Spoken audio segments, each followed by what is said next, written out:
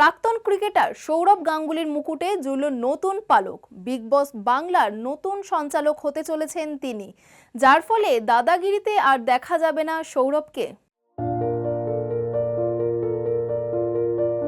তার ঘরের মাঠে চলছে টি-20 বিশ্বকাপ, কাজেই বিশ্বকাপ ঘিরে তার ব্যস্ততা তুঙ্গে। তিনি সৌরভ গাঙ্গুলি। প্রাক্তন ক্রিকেটার তথা সিএবি প্রেসিডেন্ট সৌরভ গঙ্গোপাধ্যায়ের টুপিতে এবার যুক্ত হচ্ছে নতুন পালক।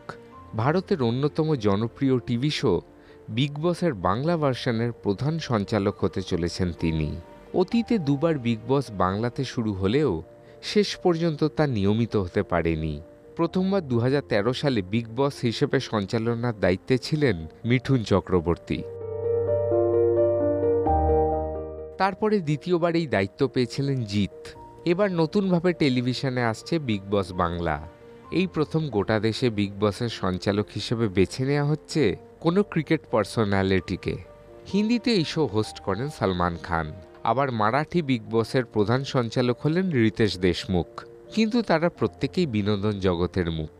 আগামী 6 মার্চ ইডেনে সৌরভের বিগ বস সঞ্চালনার কথা আনুষ্ঠানিকভাবে এক জমকালো অনুষ্ঠানের মাধ্যমে ঘোষণা করা হবে।